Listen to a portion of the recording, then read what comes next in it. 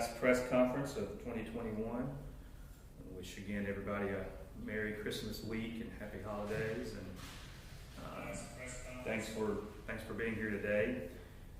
We had a very busy board meeting last night. I want to kind of recap some of the issues that we're dealing with and take any questions from folks from the media and people that might be tuning in.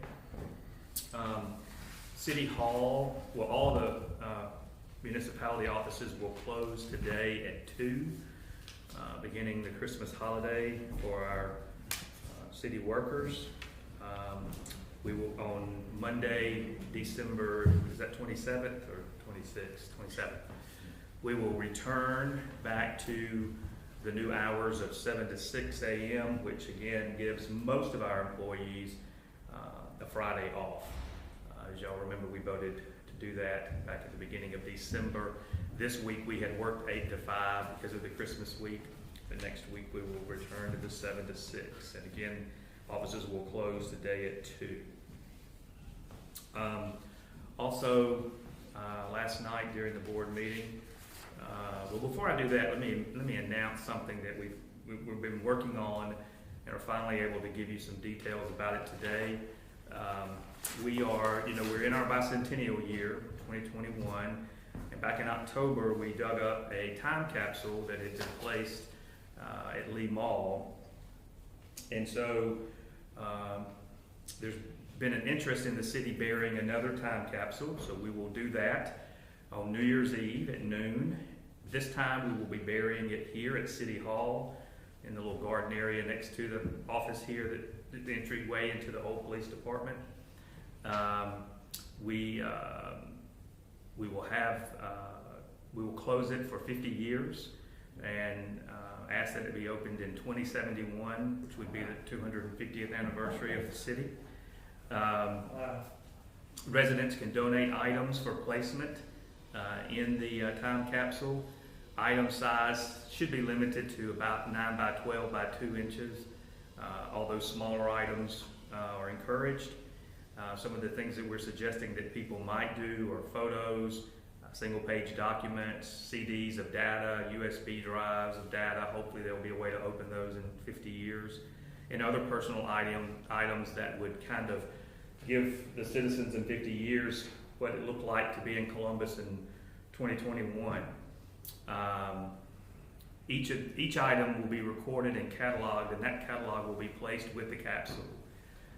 You can start bringing items by City Hall on December 27th, 28th, or 29th. The deadline is 2 p.m. on the 29th. Again, the capsule will be buried right next to City Hall at noon on New Year's Eve. We were thinking that it might be nice to do it here because we won't have to ask permission from anybody to open it in 50 years, and less likely for it to go underwater during those 50 years. So anyway, that's going to be a fun way to end our bicentennial year, so I hope people will participate in that. A couple of things that went on at the council meeting last night. We determined that the hiring committee will meet next week and begin looking at the applicants for the position of Chief Operational Officer, CFO, and Director of IT. So we're looking forward to that. The council voted last night to hire Wagner Engineering to work with the council on the spending of the ARPA money and ways to leverage that money going forward. The first meeting is tentatively scheduled for December the 28th to begin those discussions. We also went into executive session last night on 4 personnel matters. Jeff, would you like to speak to those? You'd like to? Sure. 3 of them were in the police department, and one was the elevation of an employee to a new position at the Parks and Rec. Thank you, Jeff. Good morning. So last night in executive session, the city council and the mayor, as the mayor just said, took up 4 matters of personnel, all related to job performance of employees. The first one being in the recreation department, and the council voted to promote one employee who was classified as a clerk to an administrative assistant, along with a pay increase of a couple of dollars an hour. I don't remember exactly the amount. The other were 3 disciplinary matters involving employees of the police department. And in 2 of those cases, there were social media and improper use of patrol cars, and they were suspended, and 2 officers were, for 10 working days and placed on 6 months probation. In the other matter, the council and the mayor tabled the case until the next city council meeting because there was some information that they wanted before they made a decision.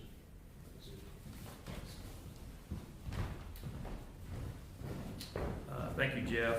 Yes, sir. And so with that, those were the major issues that we dealt with. I'll be happy to take any questions that you might have. Mayor, we just had a lot of phone calls from a guy that on Patio 45. He came before the council last night. Was any decision made, or what can we go from there? What did the council tell him? Right. Well, I can appreciate Mr. Curtis Bordenay's frustration as a citizen and small business owner, and I'm truly sorry that he finds himself in this situation, and I hope the issues can be resolved soon. You know, the city annexed that area in 1994, and we're looking into whether the services were originally waived by the then owner after the annexation. The city relies on the Columbus Light and Water to provide the services. The city created the Utilities Commission to manage electric, water, and sewer. Ultimately, the issue is between the Columbus Light and Water and Mr. Bordenay. As stated at the council meeting last night, providing the services does not include the city coming on to private property to hook up the sewage, rather to provide access for the customer to tie in. Now, because of his comments that he is considering suing over the issue, I have been advised by our council not to comment any further on the matter.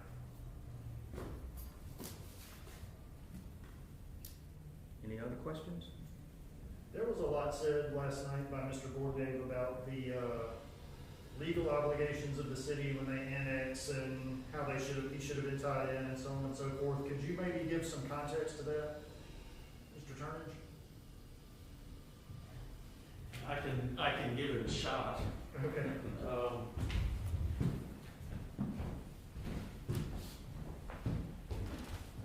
I'm of course the person that advised the mayor that we should limit our comments, so there's not much more that I'm going to say about it. When you annex, you adopt an annexation ordinance, and in the ordinance it provides some commentary about when and if services will be provided. I have not read the 1994 Supreme Court case opinion that Mr. Bordenay had at the meeting. And I was a lawyer in 1994, but I was not the city's attorney then, so I'm not well versed in all the issues that were litigated. I understand there were some protests, as there frequently are in annexation cases.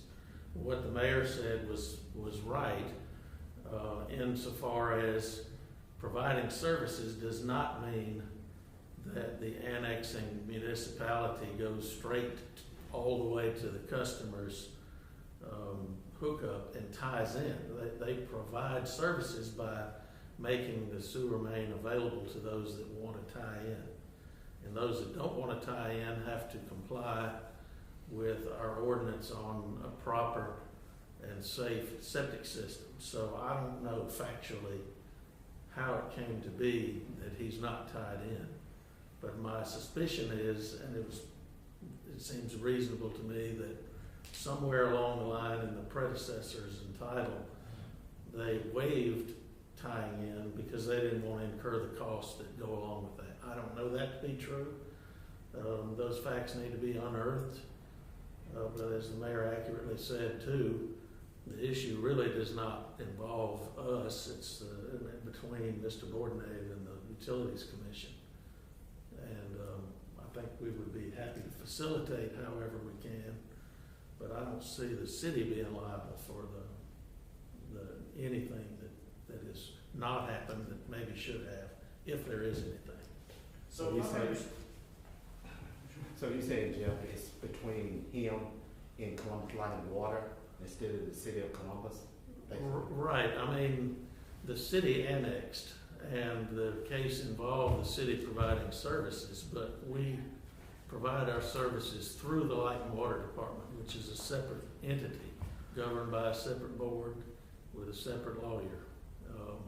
So I don't foresee how the city of Columbus would be involved in that dispute. It seems to me clear that it's between Mr. Bordenave and the Utilities Commission. so if I'm understanding correctly, if I live in an area that gets annexed, you guys run a line through my area, and then it's up to me to build the sewer line out to my property line to tie in? Well, yes, generally that's right. But if we annex and everybody in a certain area says, no thanks, we're probably not gonna run a main line for them to tie into if they don't want to. Okay. I'm guessing that. Again, those are light and water governance issues, but I would not imagine they'd spend the money to run a main if there was an interest in tying in. And right now, I don't think there is a main sewer line available to him to tie in at his property line. If he asked for it, I bet they would deliver it, but right now there's not. Another attorney question. Brian, are you through with that one? Yeah, yeah. Go ahead. Okay, changing subjects. Could you explain a little bit about the research you're doing about CARES Act money for pay raises? It got a little confusing, so the question was submitted of, is the city going to use CARES Act money for raises? What are you working on? I'm working on a presentation for the city council to consider and the mayor about whether to use CARES Act money to increase pay for a certain period of time until that money runs out. Okay, so it's still Whether they do it or not will be in their discretion. still being studied. Well, my sense is that they're in favor of it, and it might even be unanimous. Okay. But I'm not going to speak for what they're going to decide after I present it to them. That's up to them. Okay, thank you. Sure.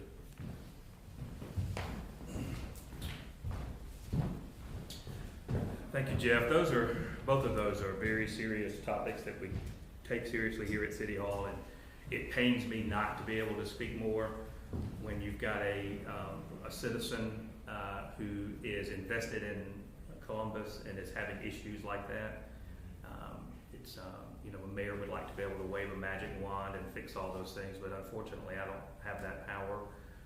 But as I said earlier, I sympathize with how frustrating it must be for him, and as Jeff said, that we will try to help facilitate anything that could bring a solution to it. Also on the CARES money, that was a good question. The council has been, as you have seen, very eager to find ways to give some type of financial support to our citizens. They are citizens, but they're our employees, and that is something that everybody really wants to find the right, appropriate way to do it, and that's the key to what our council has wisely been trying to advise from the beginning on this, that we make sure that we don't do this in a way that's going to be costly to the city. I'm committed, as I have stated many times, to getting our finances in order for the city so that we can properly give raises on a somewhat regular basis. It's been quite some time since our employees have had raises, but you have to do good planning and for those types of things to be successful. We also have to plan for making sure that we have money in place for equipment and resources for our employees to be able to do their jobs and also work in an environment that's not leaking from the ceilings. We have lots of issues that we're trying to deal with, but there's none more important to us than trying to invest better in our city employees. Any other questions? That's all I've got, Mayor. Mayor, what's the latest on the apartment situation that is going on speak to that too? I think I'm gonna let Jeff speak to that as well. Forgot about that one.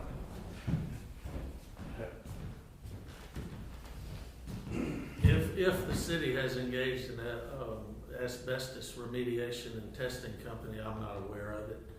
But I have been called by 2 different prospective buyers who asked questions about what might happen if they were to ask to buy it.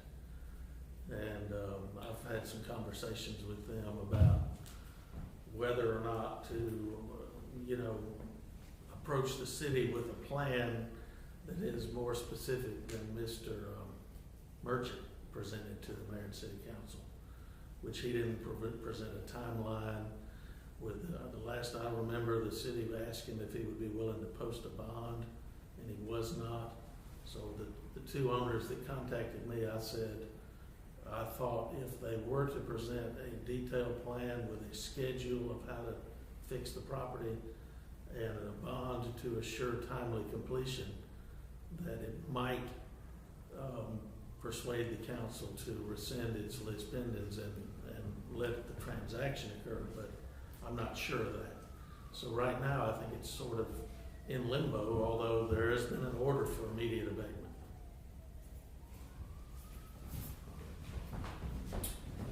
Yes, and that obviously, when I said, forgotten about that, but we have not.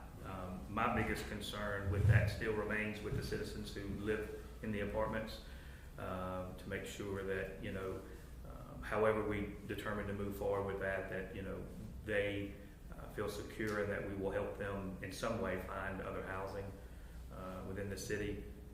We've given examples like trying to find, comparable places to live. But the city will always take very seriously when we have apartments within the city or living areas that do not meet code or are not safe or that are sightly in communities or, and in this case, a haven for crime. It's an unfortunate situation to be in, but one that, we take very seriously. Is that it? Ryan, you got anything else?